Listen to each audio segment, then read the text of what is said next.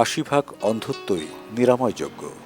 বিশেষজ্ঞরা বলছেন, সাধারণ জনগণের অন্ধত্ব নিবারণে করণীয় সম্পর্কে জানাতে পারলে দেশে নিরাময়যোগ্য অন্ধত্বের হার বহুলাংশে কমে আসবে।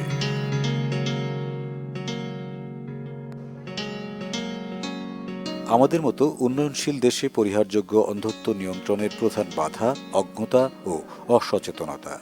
তবে সুখবর হলো ৮০% দৃষ্টি প্রতিবন্ধী নিরাময়যোগ্য। স্বল্প ও মধ্য আয়ের দেশগুলোর মধ্যে অন্ধত্বের প্রধান কারণ ছানি।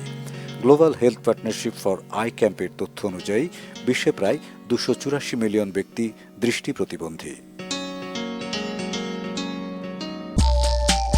সুখবর প্রতিদিন।